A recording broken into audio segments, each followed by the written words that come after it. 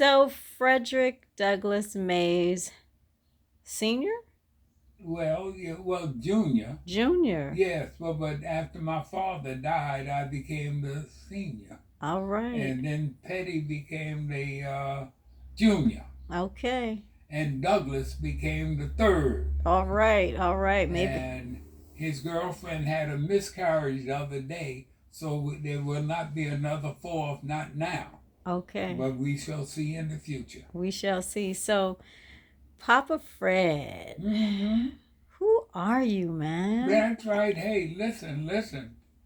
That's a good one. We could talk about my mother and my father, and you would get a better idea of just who you are or who am I because of my upbringing, and they more or less, they sculptured my life, Mm. Being sculptured. My mother came from Jacksonville, Florida, and she had, three sisters and herself, so that meant four people from Jacksonville, Florida. Uh, Her family there had a variety of people. Some of the people were, one or two were teachers, and at that time, black folks were, they had their own school if they had a school, but they attempted to educate themselves. And then there was another aspect of the game, wherein one of my uncles, he was a man who was he traveled to different parts of Jacksonville, Florida, and he had a horse and buggy, and he would transfer goods from one area to the other area. And I remember one time I went down to Jacksonville, Florida, and that was in about 1939 or so. And I went down and I met my uncle because by that time my grandfather had died. But my uncle was, I got on the horse and buggy with him, and we rode through Jacksonville, Florida. And wherever we went, he was saluted. He knew everybody because, well, he had a job connecting people. And that was my experience in Jacksonville, Florida. And what did I know about transporting? What did I know about trade? What did I know about any doggone thing? But, well, by that time, my mother had come to New York City. Mm-hmm. And because and my Aunt Hazel and my Aunt Susie, they traveled north. And once they settled here, more or less settled, they got their domestic jobs and that sort of stuff. They brought my mother up, and my mother was, she started going to school up here. She went to a school for sewing. I've forgotten the name of it. And she learned how to sew. And then she met my father, and they got married, and they started, that was in I guess it'd be about 1923 or 22. And I had a brother and a sister, and they passed on before they were 5. And then my brother Tommy, and he was born in 1926. He was born and he stayed alive. And then in 29, here I come. That's right. A bunch of males. One of the kids who died was a woman. But mm-hmm. Other than that, there was nothing but a whole lot of men. And then... what was your mother's name? Julia. And her maiden name? Keith. Keith. Keith? Keyes. Oh, keys. Okay. That's right. And matter of fact, I have a cup in the cabinet in the dining room, wherein it was given to her in 1890 something. Mm-hmm. The World's Fair. I don't even know. I've forgotten whether this was in Chicago or what. But this cup was talking about my mother's mother, Mm-hmm. Keys, Mm-hmm. and that's what was written on this cup. Wow. Now, when my father came north, he was the oldest member of the tribe, and the other brothers, Shelby and Mm-hmm. Ed, came up north also. And where did they come from? Someplace in Georgia. Mm-hmm. Now, I think Savannah. Mm-hmm. Matter of fact, one of my cousins now, he has made a study, and he said that my great grandfather had 14 kids. Wow. 14 kids. And well, I don't know whether that's a badge of honor or just what it is when you get 14 kids. But anyway, the three of them were up north, and they were bumming around and doing whatever they could find.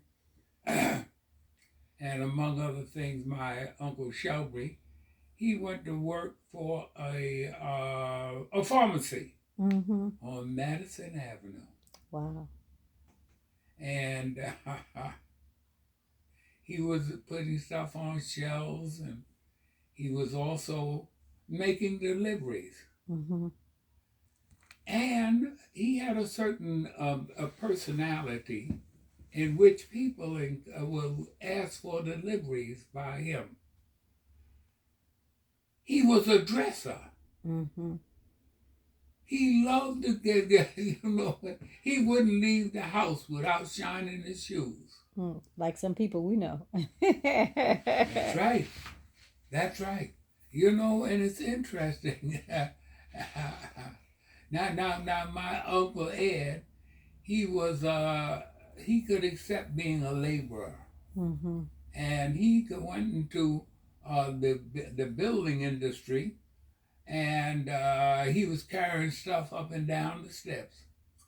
And he met some guys who were there, or the electricians Mm-hmm. needed workers. So they said, well, come and work for us and work for our, and he was working for them. Mm-hmm. And then after, I guess they said, well, you can't discriminate. You've got to take them on as a union member. Mm-hmm. So they set up the Electrical Workers Union set up a black group. What do they call it? Part of their A union? Yes, but Mm-hmm. part of the union. Mm-hmm. They didn't make them all together. Mm-hmm. And my uncle Ed, he started working for them, and they accepted him in the union. Mind you, in that little branch of the union. And so that more or less established them. And he was also, that was the end of World War, the end of World War II. Mm-hmm. And because of this, labor became more important and that sort of stuff. And my mother, when she got up here, she went to school for sewing. Mm-hmm. And she got a job at the Brooklyn Navy Yard. Okay. Now that was, oh boy, that was going some. Mm-hmm. To get a job at the Brooklyn Navy Yard, not in the textile industry downtown and this or that. And they more or less gave them greater opportunities and she made some money. And so my father, by that time, had worked for the subway, and he was a man's Friday. Okay. Yeah. He And ran. that meant more or less that the boss, whenever he said he wanted something done, he wanted a bill paid. He Mm-hmm. became his personal something or another. His personal assistant. That's right. Yeah, you see, yeah. And not only for the business, but for anyway.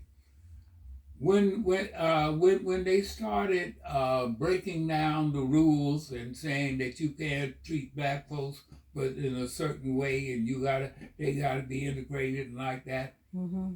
it allowed him to become a member of the union. Okay. So therefore, I had a mother and a father who were union workers, Mm-hmm. and that meant, among other things, we could get a telephone. Oh wow. Yeah, we moved on up in this world. And you all live where in New York?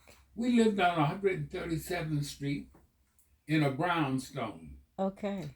Matter of fact, my mother's sister, my father's mother, Mm-hmm. and a niece lived in that brownstone, and we lived on 2 floors. We lived on the main floor, and in the basement, we had a kitchen and a dining area. Mm-hmm. And I remember them dropping coal in on the off the sidewalk. There was a chute Mm-hmm. that carried stuff in the basement, Wow. and we lived there until oh boy, that had to be 1939, about 1940. Mm-hmm. We moved from there to 132nd Street. Now, mind you, they offered us to buy the brownstone. Okay. But my father said he didn't want that responsibility. He had enough responsibility. Mm-hmm. So we moved on in the apartment house. Mm-hmm. And there was at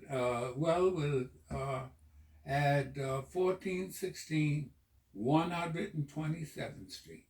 So I'm gonna stop you here because Go ahead. I'm gonna ask in the next segment just the families. How did you get into real estate?